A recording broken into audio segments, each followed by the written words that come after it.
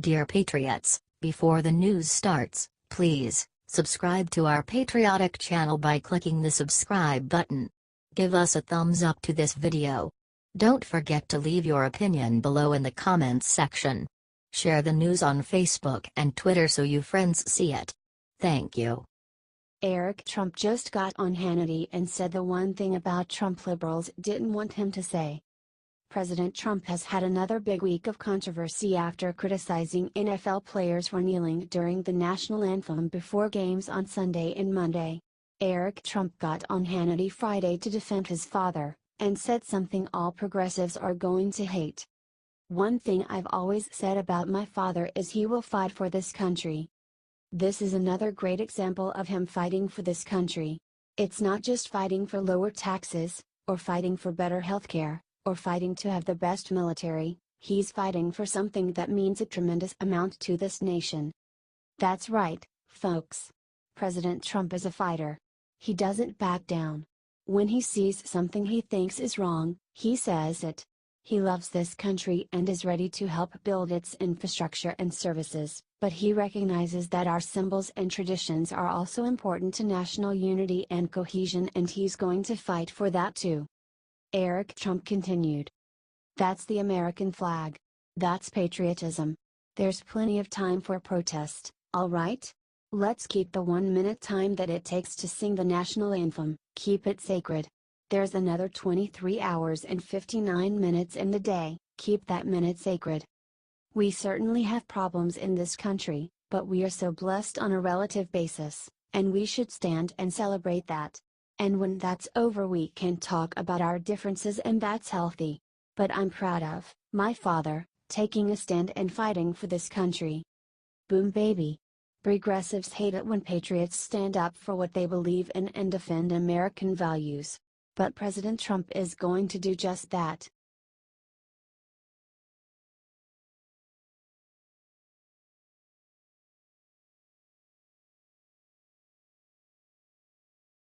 Must-see high school football players do something amazing to honor cops, going viral.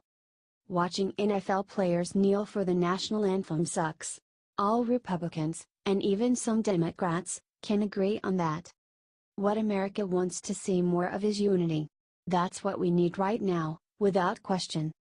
We need to stop disrespecting the flag, the troops, cops, and the country as a whole once and for all. Check out this unbelievably awesome gesture made by the Muscuda High School football team of Illinois to honor police officers. Per the Blaze, athletic director Scott Battis says the demonstration has been planned for weeks, and accidentally coincided with NFL players ramping up their protests after President Trump's criticism. "We don't see anything but people, and I think that's the most important message that we've been able to send," he explained. "It doesn't get any better than that. Pretty cool, right? Muscuda lost the game, 24-7, but honestly, who cares? It's just nice to see some unity for a change, isn't it?" Will liberal networks even report on this story? What are the odds? 0? Less than 0? Since they won't, you should. Spread this story like wildfire to let the left know we honor our heroes.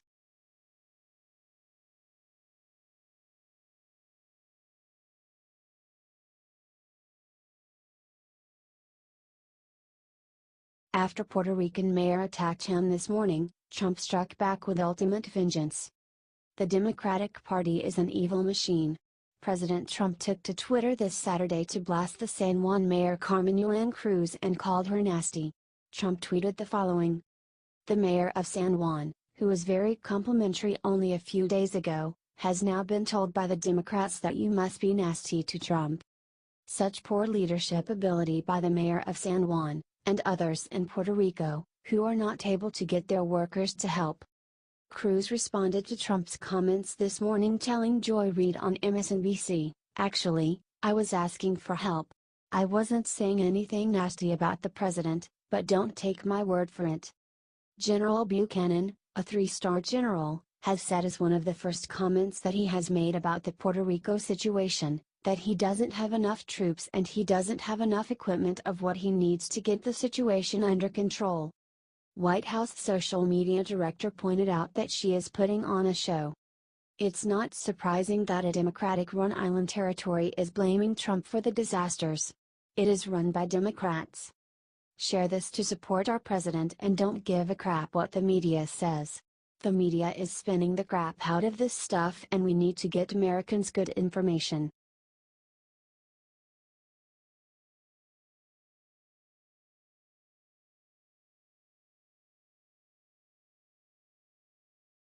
Sarah Huckabee Sanders just dripped lying media Trump attacks with 6 words that have Trump sharing.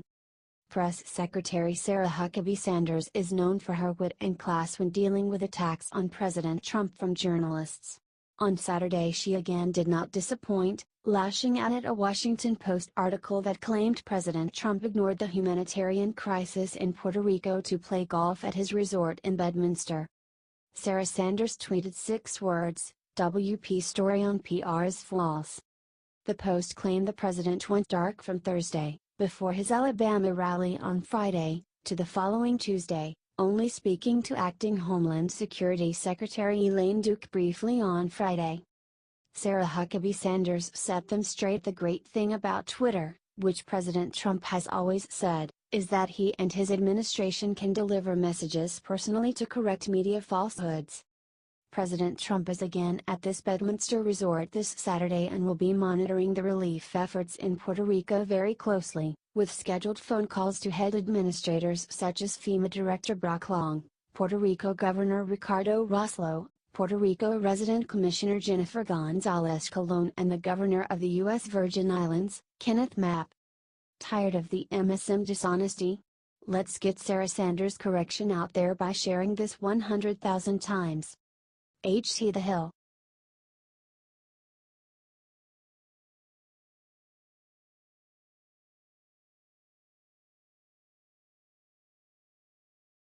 Football is going to hell. Watch these high school band dancers dress as strippers on football field. The Miami Northwestern High Golden Girls dress like strippers in this video going viral.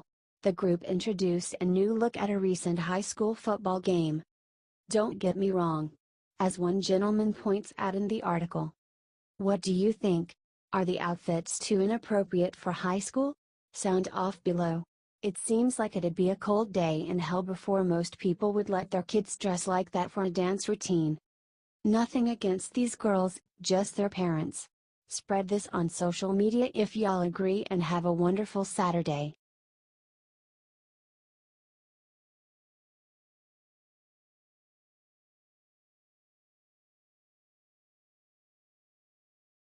Kaepernick is done.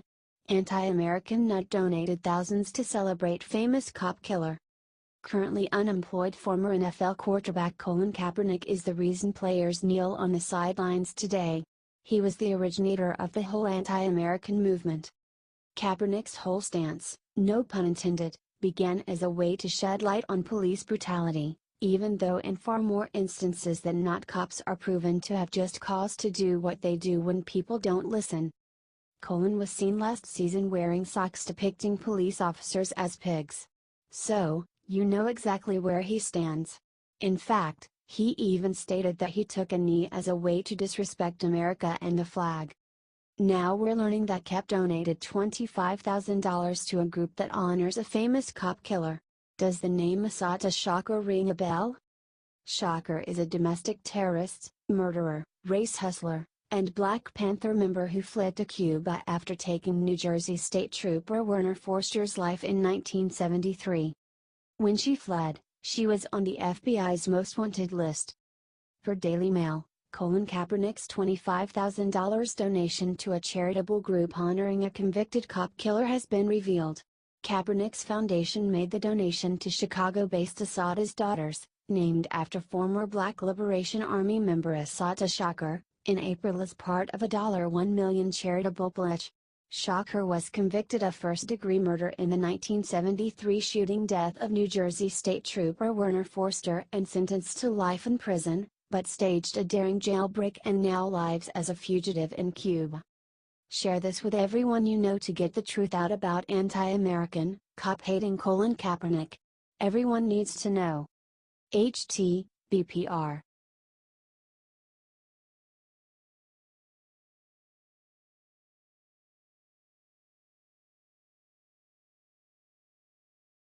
NFL megastar viciously attacks President Trump, says 7 words nobody ever should. Green Bay Packers superstar Aaron Rodgers might go down as one of the greatest quarterbacks in NFL history.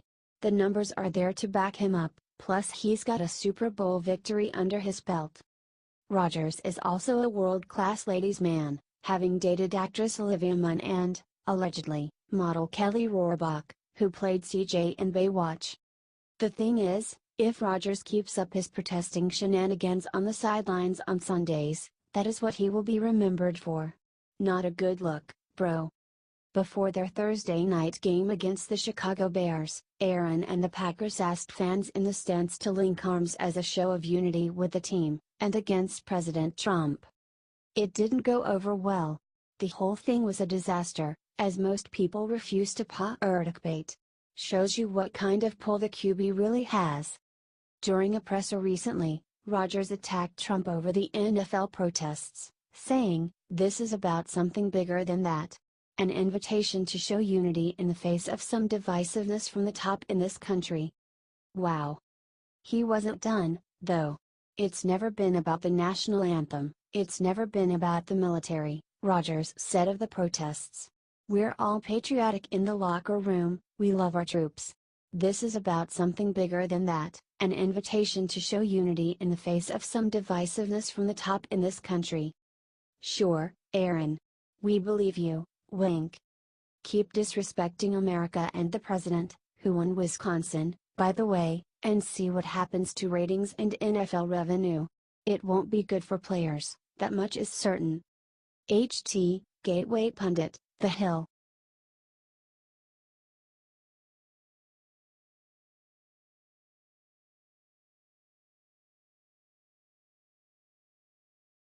Trump just took down another Obama executive order with 4 words that left Obama crying on the floor. President Trump has been working hard to cut waste in the federal government. A lot of the time that means revoking former President Barack Obama's executive orders. On Friday, President Trump just ended Obama's 2009 order to create the National Council on Federal Labor Management Relations, saying in a statement, "The United States government should spend tax dollars responsibly, efficiently, and in the public interest."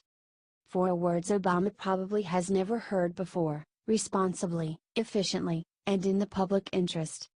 He continued, "The National Council on Federal Labor Management Relations have consumed considerable managerial time and taxpayer resources, but they have not fulfilled their goal of promoting collaboration in the federal workforce." And then finally, public expenditures on the council and related forums have produced few benefits to the public, and they should, therefore, be discontinued. That's how it's done, people. Obama was into creating councils with fancy names that seemed like they were being helpful but really just ended up being more wasteful bureaucratic nonsense. President Trump can see through the BS. The council was created with the intent of improving relationships and cohesion between labor unions and federal managers. According to the Washington Times, the unions said it was a venue to voice their concerns, while critics claim that it gave unions undue influence over federal policy. Either way, it's gone now, and President Trump can start moving that money into new and better ways to make America great again. HT Washington Times.